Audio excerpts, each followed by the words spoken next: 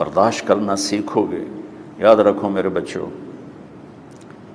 اگر آپ صبر سیکھ گئے تو کوئی آپ کو پکڑ نہیں سکے گا۔ یہ جو ریسنگ گاڑیاں ہوتی ہیں نا، فراری اور مختلف ان کے نام ہیں، مشہور فراری ہے، اٹلی میں بنتی ہے، لیمبرگینی، یہ دونوں بنتی ہیں وہاں اٹلی میں، اور اس میں جو آدمی جا رہا ہو اس کے لیے سپیڈ لمٹ کی قید کوئی نہیں، ورنہ سب گاڑیوں پہ 120 کلومیٹر پر کے اوپر جائیں گے تو جرمانہ ہوگا، لیکن جو آدمی لیمبرگینی میں جا رہا ہے یا فراری میں جا رہا ہے اس کے لیے کوئی جرمانہ نہیں، چونکہ وہ یوں کرو تو 1 سیکنڈ میں وہ 120 پہ چلی جاتی ہیں، صرف اتنا کرنے سے شم ایسے جاتی ہیں۔ تو میں آپ کو ایک لیمبرگینی دینا چاہتا ہوں، فراری 8 کروڑ کی ہے، فراری 8 کروڑ کی گاڑی ہے فراری۔ کئی دفعہ وہاں جب جاتا ہوں تو کوئی نہ کوئی بٹھا دیتا ہے، یہ آپ کو ذرا سیر کرائیں، وہ ہمارے کو تو شوق کی کوئی چیز ہے نہیں، وہ نوجوانوں کے شوق کی چیز ہے۔ تو 8 کروڑ کی گاڑی ہے، میں مفت آپ کو دے رہا ہوں، وہ ہے صبر۔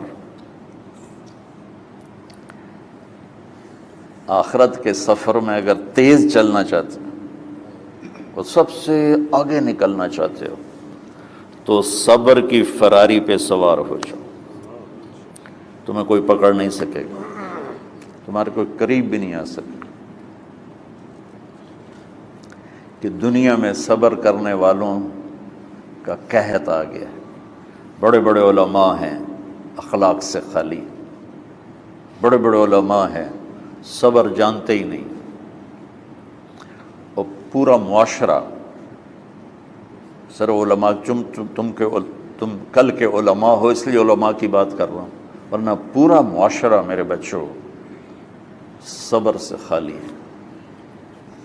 تم سیکھو۔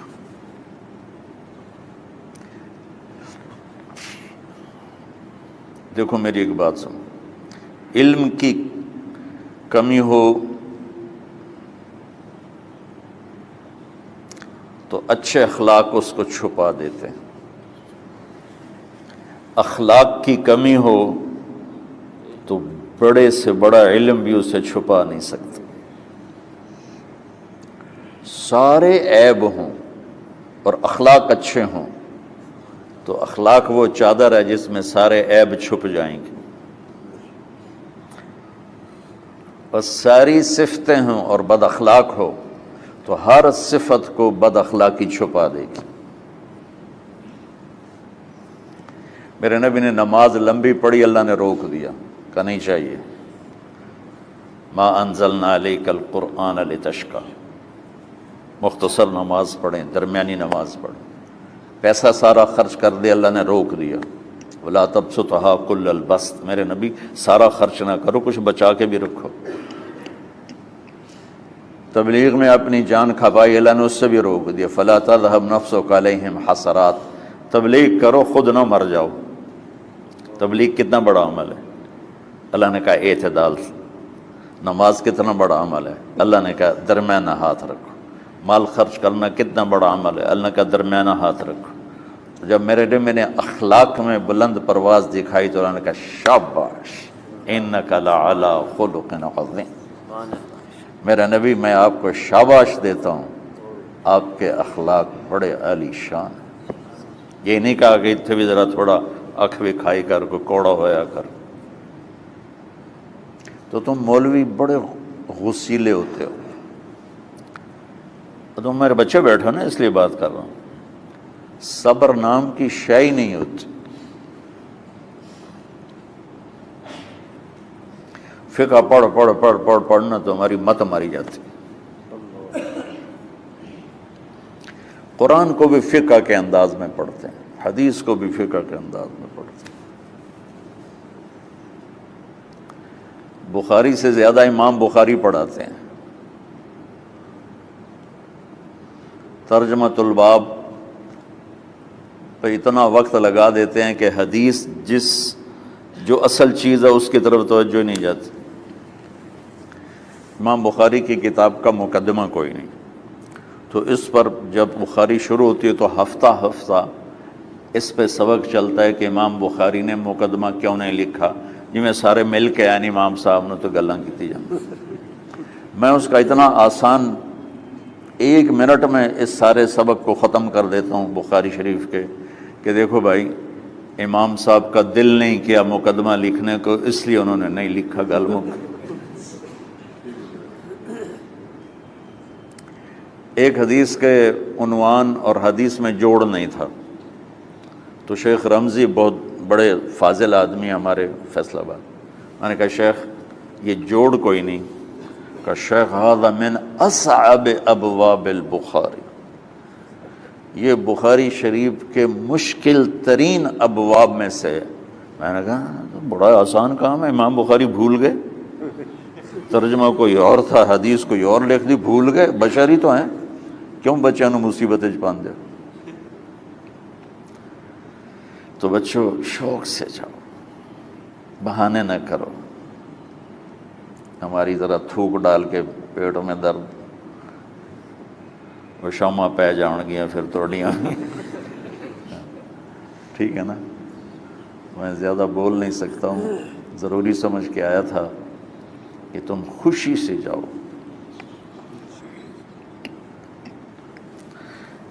پھر اس میں جو ناگواری آئے گی اسے برداشت کرو گے تو پھر آپ کا صبر بڑھے گا۔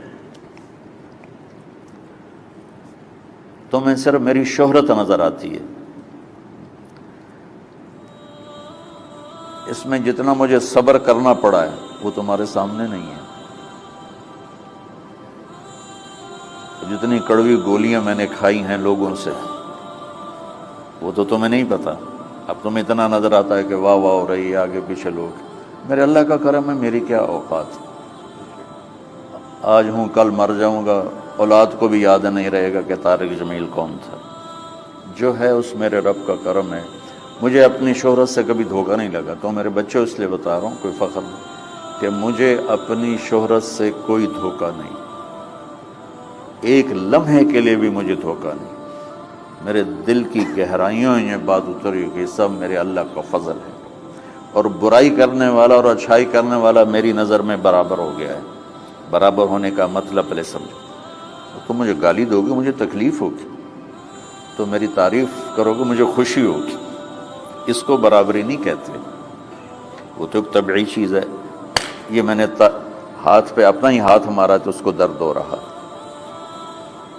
تو اگر میں مولوی شوکت صاحب سے بدتمیزی سے بات کروں گا تو ان کو تکلیف ہوگی، اور میں ان کی قربانیاں بیان کروں گا۔ یہ ذرا کھڑے ہونے، ادھر ہاتھ دو، یہ اس سارے نقشے کے بانی ہیں، یہ پہلی اینٹ ہے۔ یہ 3000 روپے اس وقت لے رہے تھے 1985 میں 86 میں کراچی،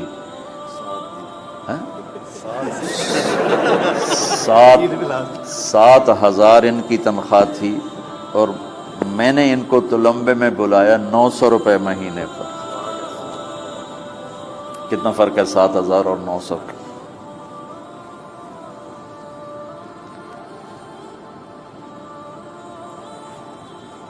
لوگ میری تعریف کرتے ہیں، میں اللہ کا شکر ادا کرتا ہوں، اور اس پہ میں تکبر میں نہیں آتا۔ یہ ہے مدح اور ذم برابر ہو جائے، یعنی تعریف کرنا اور برائی کرنا برابر ہو جانے کا مطلب یہ نہیں ہے کہ برائی سن کے اثر نہیں ہوتا اور تعریف سن کے اثر نہیں ہوتا، نہیں، برابر ہونے کا مطلب بتا رہا ہوں، اس کی توفیق، تائید، رحمت اپنی اولاد کو بتا رہا ہوں۔ کوئی میری تعریف کرتا ہے میں اللہ کا شکر ادا کرتا ہوں اور اپنے آپ کو بھولتا نہیں ہوں، کوئی میری برائی کرتا ہے تو میرے دل میں اس کے لیے کوئی منفی جذبہ نہیں پیدا ہوتا۔ یہ ہے اچھائی برائی کو برابر کر دینا۔ کہ میرے اوپر مختلف الزام لگتے ہیں تو میں ان کو پی جاتا ہوں، اور اس طرح کا معاملہ کرنے والوں سے اپنے دل کو بالکل صاف رکھتا ہوں، بالکل صاف، اور میرا ان سے معاملہ اسی طرح ہوتا ہے جیسے پھر آؤ جی اپنی وجہ سے کبھی کسی سے قطع تعلق نہیں کرتا۔ تو بچوں، صبر بہت بڑی دولت، یہ تمہاری تبلیغی زندگی میں بھی کام آئے گی، علمی زندگی میں بھی کام آئے گا، جب تم گھر والے بنو گے، شادیاں ہوں گی، اس وقت یہ کام آئے گا۔ ٹھیک ہے، اب بہانہ تو نہیں کرو گے نا؟